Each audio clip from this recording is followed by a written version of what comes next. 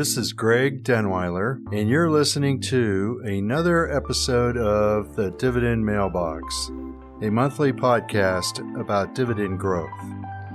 Our goal is to stuff your mailbox full of dividend checks and make each year's check larger than the last.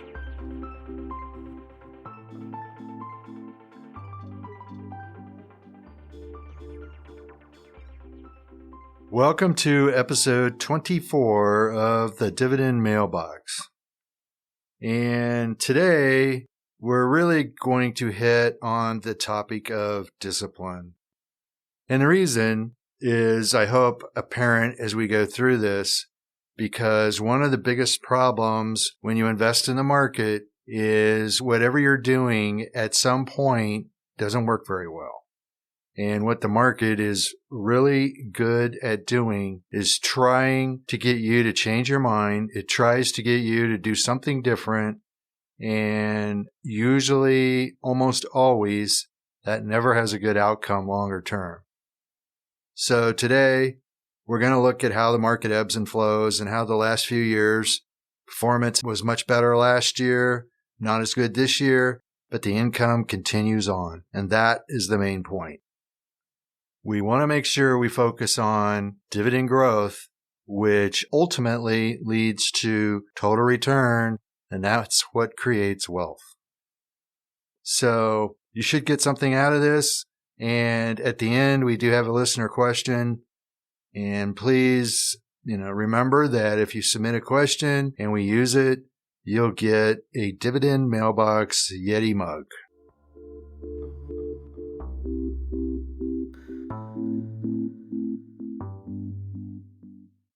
So you all are familiar with our model portfolio, or if you've listened to our podcast in the past, it is a live account.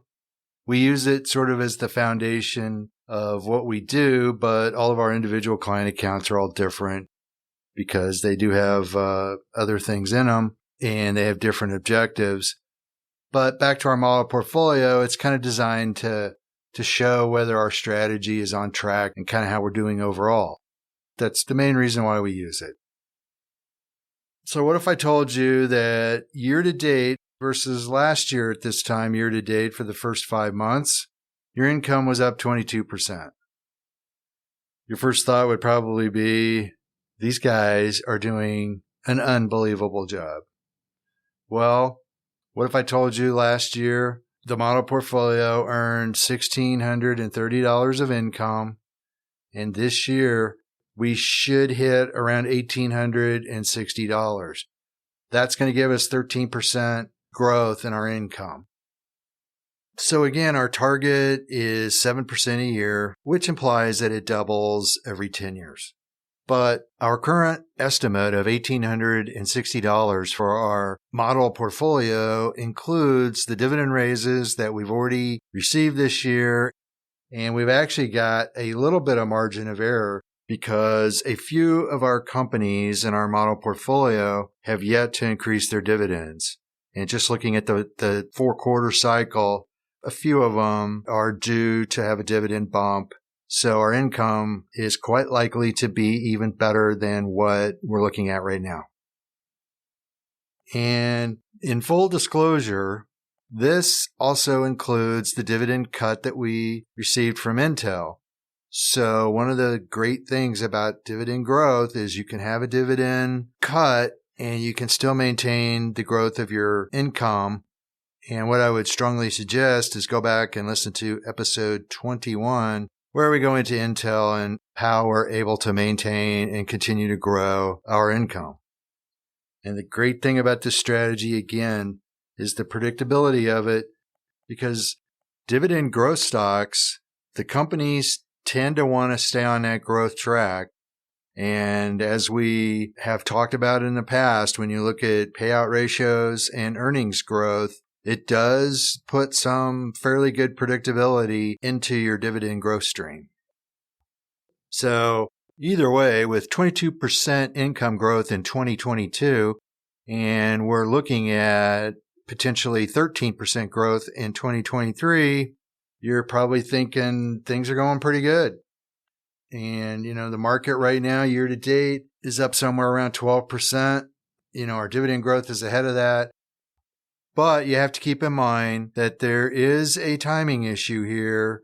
These companies will declare dividends and then they'll pay them, and it's not going to be exactly on the same period. So you do have to keep that in mind. But the end story is we've got our predictable income growth and we're actually ahead of our target.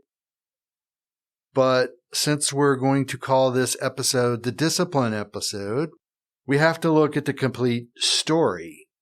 And when you actually look at the value of our model portfolio, it currently is down a few percent for the year. And if you look at the 5-month period going through the end of May in 2023, we were down 5%, and the S&P over that period was up about 9%. There's a significant lag at the moment for that period. However, if you go back and you look at the full year last year, which if you guys have listened to some of our previous podcasts, last year was really good for us. So if we look at a total of 17 months, which is 12 months last year and the first 5 months this year, we're basically flat. And the S&P 500 over that same period is down about 9%. So overall, we're still doing well. But you've had a pretty dramatic shift in the dividend space year to date. Last year, they did really well. And sure enough, here we are.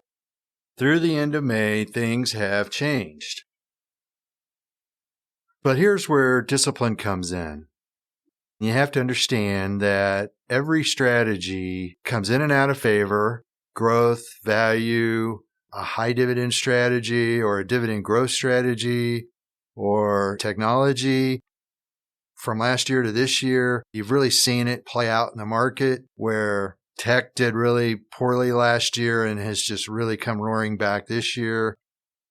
Well, one thing I want to point out is I've mentioned in previous podcasts, Howard Marks does a memo, and in one of his memos, he put in there things that don't matter.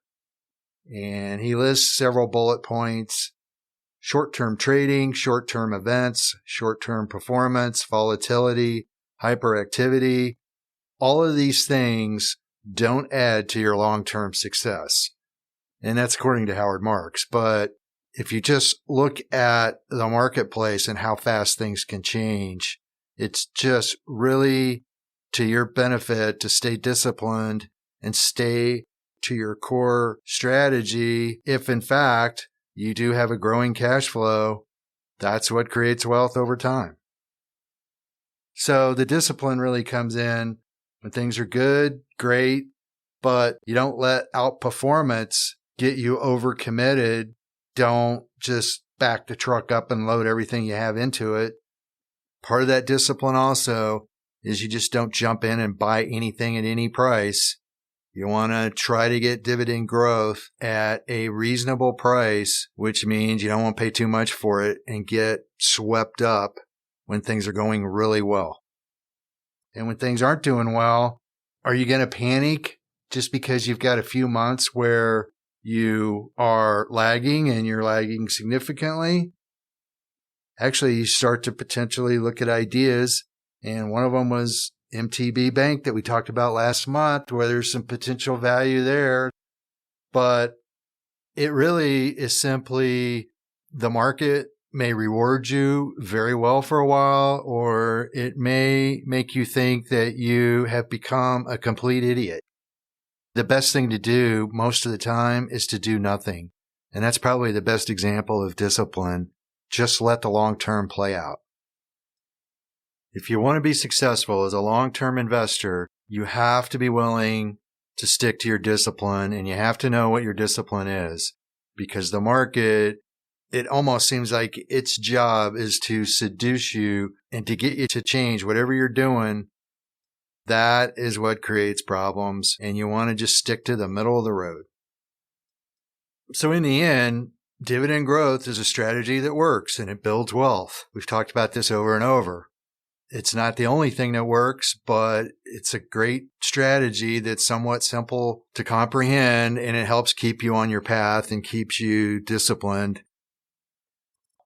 Where we're going to go with this is it is very worthwhile to know what's driving the bus. You should always have some idea as to what's driving returns, and sometimes it's just the market has shifted to, maybe more tech growth, whatever. It's just good to know why your portfolio is performing the way it is, because that's ultimately what can really help you stay with your strategy and not get sidetracked by all the market headlines. So where we're going next is let's just break down a little bit of why the market is doing what it's doing. Why are the numbers the way they are? And it may be one answer as to why dividend growth is not performing as well as it did last year. One thing I want to do is just review an article that was out in the Financial Analyst Journal in April of 2023. And the title of it was Long-Term Shareholder Returns, Evidence from 64,000 Global Stocks. And this is going to tie in here in a little bit to a couple of things. One, later on, we're going to talk about the different dividend indexes and what's going on there, because this really does impact how your performance looks. But the study that was in the Financial Analyst Journal covered a period of January 1990 to December of 2020. And the article basically looked at how wealth has been created in the marketplace. And the point of this article was that wealth is created in the equity market, but it tends to be concentrated, and it tends to come from a relatively small group of companies. I do want to define wealth creation a little bit here because it is somewhat significant. Part of what this study was talking about was total wealth creation.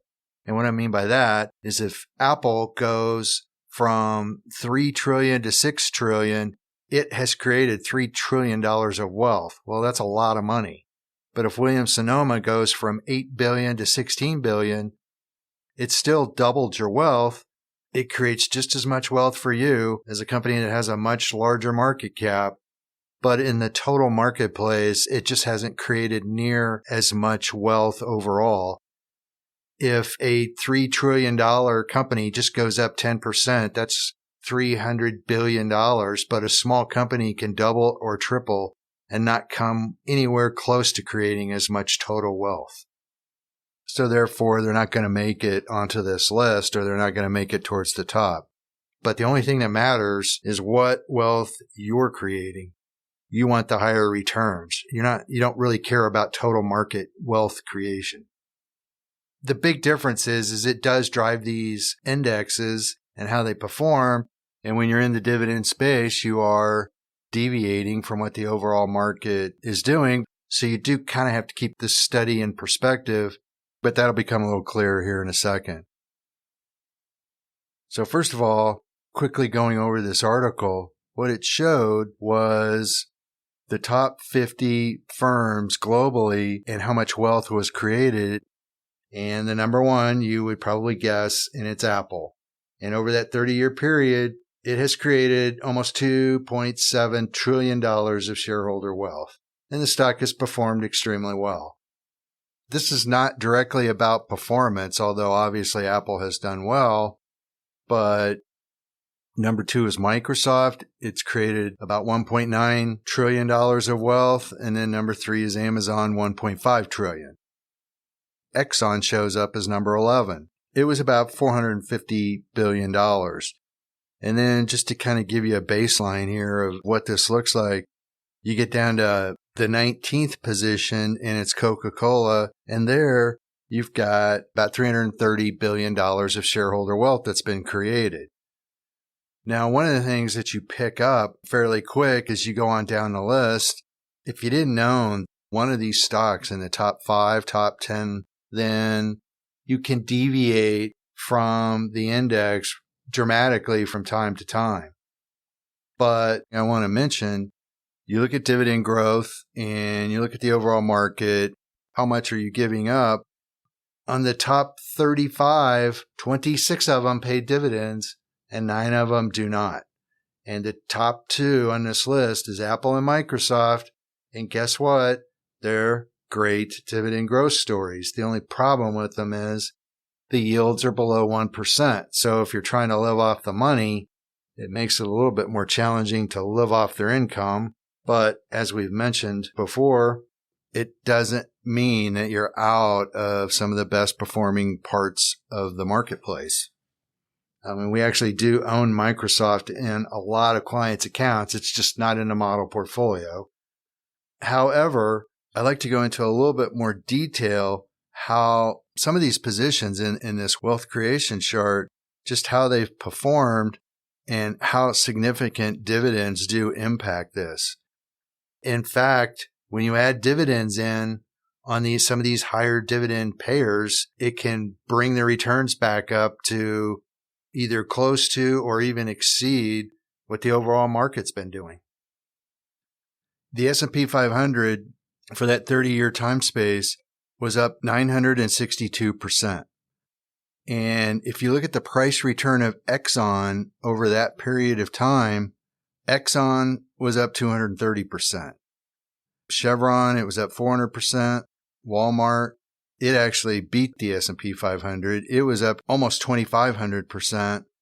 You look at GE, which obviously ran into huge problems in 2008 and 9. It was up 302% over that period. Merck was up 570%. So pretty much all these things, with the exception of Walmart, were underperforming just on a price basis compared to the S&P 500. But then, if we include the dividends, the S&P 500 was up almost 2,000%. Let's look at Exxon. It went from being just price basis up 230% to now we get up to 1,700%, not lagging the S&P 500 by that much. And then Chevron was up 400%, but you throw the dividend in there and now it's up over 1,400%. GE, which has really kind of been a somewhat disaster story and a really major restructuring story for years now. You go from up 300% to now up 1,400%. Still not up to where the S&P is, but dividend kind of digs you out of a hole. Merck, which lagged by a fair amount, now we move up to 1,700%, not much behind the S&P 500. Well, now I'm going to take this one step farther, and here's another point that you really have to pay attention to. It plays into the model portfolio where if you extend the period out by a year and 5 months, it's a whole different picture than just what the last 5 months show. If we take that 30-year period and we extend it to 2022, just tack on another 2 years, well, the S&P 500 goes on a total return basis from up not quite 2,000% to a little over 2,060%. If we use the same period for Exxon, we go from lagging the market to now it's up 2,600%. Just that extra 2 years, and with the recovery in oil prices, it has somewhat significantly outperformed the S&P 500 at this point. You look at Chevron, it's up 3,500% now. You go from, lagging the market by about 20% to dramatically outperforming it. Then you look at Merck. Well, now you have Merck up to 2,700% for a 32-year period. So periods do make a big difference and have a huge impact. When you just look at the period of the study, things don't look so well, but you change the dates just a few years and it changes everything dramatically. It's a two-way street. Things can be better for a while and they can turn worse for a while. But again, it's back to the whole thing of discipline. When you're looking at some of these examples of how things perform, you have to really take into an account, okay, what's the period? What's been going on? Moving forward, what is going to help drive returns? Where's the impact going to be? Looking at the S&P 500, the top 5 holdings of the S&P 500 right now, Apple, Microsoft, Amazon, Nvidia, Google, account for 24% of the capitalization of the index. because it's a market cap weighted index. So that means that they have a significant impact on returns. 7 of the stocks of the S&P 500 represent 93% of the current performance this year to date. What do all those names pretty much have in common? They have some exposure to AI, which is really become a big headline. It's really helped drive returns here in the last few months. So, Apple, Microsoft, they've had some really significant moves here year to date. Brought that whole sector back to life when last year they were dramatic underperformers. So it would have been really easy last year to think this strategy is doing unbelievably well. So there's absolutely no reason to own Microsoft or Apple, and we should have sold it out of all the other accounts. But then you would have missed a huge rebound. The key is the dividend growth is there. Follow your discipline and understand why you're doing what you're doing and just stay the course. You can't second guess your strategy, because if you hold good companies long enough and you let the dividends compound, that's where you really get some strong wealth creation. So to continue to kind of carry this theme out, if you look at some of the other dividend growth indexes, what they're invested in can really make a pretty significant difference. Let's start with DGRW, which you're probably familiar with. We use it as a kind of a foundation in our client portfolios, but the good news about DGRW, it's basically the dividend growth part of the S&P 500. So it has some of these big names in it. The 2 top positions are Microsoft and Apple. Their weightings are almost 15%. And then you've got Johnson & Johnson, and you go on down the list, and it's more of the traditional names like Procter & Gamble, Coca-Cola, Home Depot. That's going to be a little bit bigger factor. And this year at the moment, it has helped because it's up through the end of May. It's up 5%, where the S&P was up a little over 10%. So it's not lagging as much. It's got a current dividend of a little over 2%, which is higher than the S&P 500, 1.5%. And the expected dividend yield for this year, based on current prices and the dividend growth that's in there, is around 2.4 versus the S&P. It should be around 1.9%. So you've got a little bit better income, and you're not really even giving up much tech exposure. If you want to track the market a little closer, sacrifice a little bit of dividend yield, that's going to be the answer for you, or one of them. And that's one of the reasons why we do own it. If we move over to Noble, which is the Dividend Aristocrat Fund, it's managed by ProShares. You may remember we did an interview not that long ago with the market strategist for ProShares.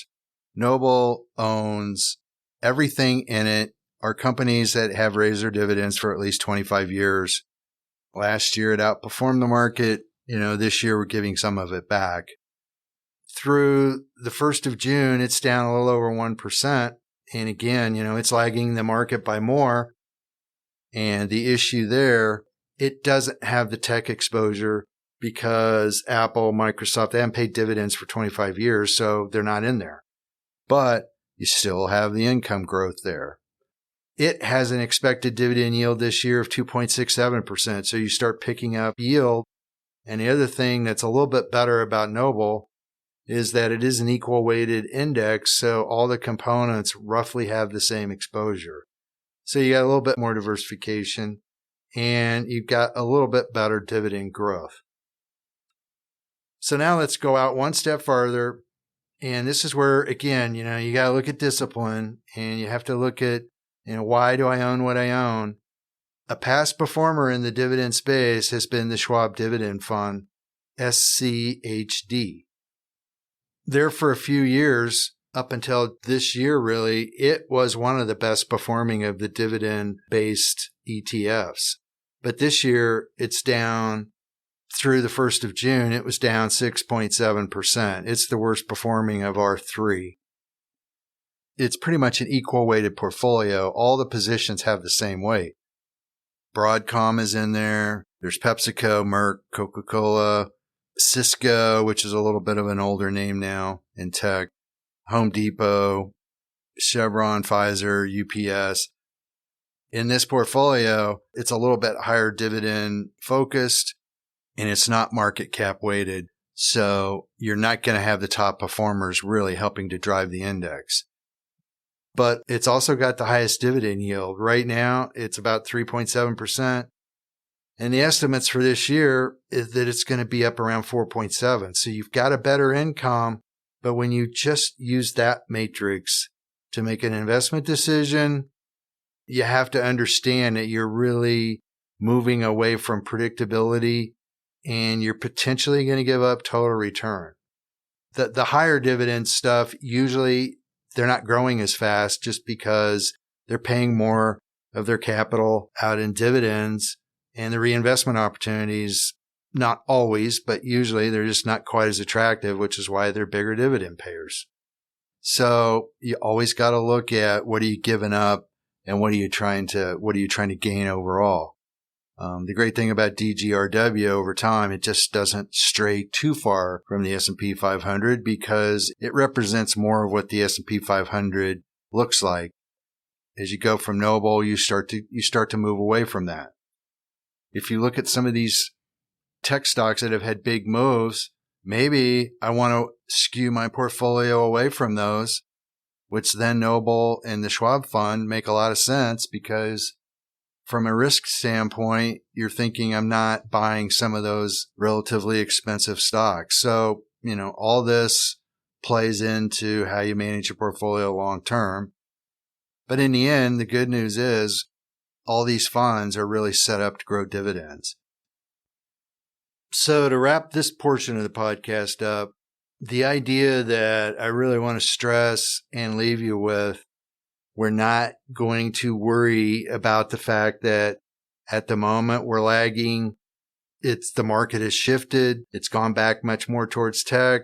We're just not even going to worry about it because if we're getting the dividend growth and we're at least matching the S&P 500 dividend growth or better, the odds are over time, prices are going to take care of themselves. So now to our listener question, and we've had a version of this in the past. Just to paraphrase, it's how do you deal with companies that are international where they don't have the same dividend discipline as far as the consistency? They tend to just pay out a share or a percentage of their profits annually. If they have a little bit better year, they pay a little bit more. If their earnings aren't quite as well, they will pay out less. And even, they're not afraid to cut the dividend somewhat, but they don't view it as a cut. They just view it as you're sharing in the profits of the business. So how do you deal with that? Well, I think the answer is keep in mind our podcast is trying to hone in on how to execute on a specific strategy. But overall, can't stress this enough, pure dividend growth and the consistency of it is not the only thing we do. It's just the core of how we invest money. But some of these foreign stocks can definitely potentially have a place in your portfolio because the yields tend to be higher, and over time they can get you to the same place. It's just not quite as predictable. And part of our big pitch is focusing on predictability.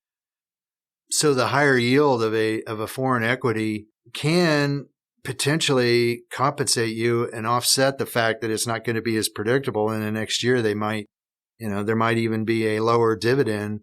But if you're earning an extra % a year, in the long run, that can really help bail you out. And it's back to the whole compounding cash flow. So if you find a well-managed company, but the dividend just isn't quite as predictable, still doesn't mean that you shouldn't own it. So to conclude this episode, I'd like to give you just 2 quick thoughts. And one, if you're really going to worry about performance, and especially to shorter term performance, you have to remember that if you change the dates, it can really change the story. So you have to keep it in perspective. Be really careful when you're looking at specific dates as far as what a headline may be trying to tell you, when in fact, it's not the real story. The real story is longer term, which leads to point 2. and that is pay attention to your discipline and your strategy, and don't get seduced into what short-term performance may or may not be doing, because the problem is a lot of times it's just pure investor psychology, jumping from one thing to the next. In order to compound wealth, you have to have a compounding income stream, which means you have to own it for a while. The longer you own it, the better off you are.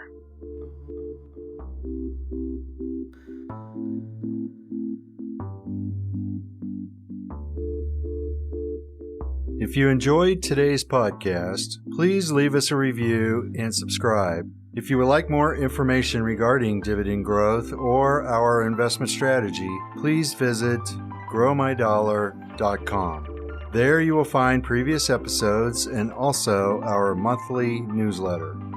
If you have any questions or anything to add to today's episode, please email Ethan, ETHAN, at growmydollar.com.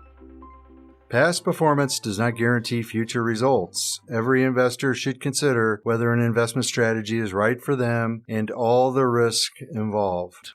Stocks, including dividend stocks, are volatile and can lose money. Dunweiler Capital Management may or may not have positions in the publicly traded companies mentioned herein.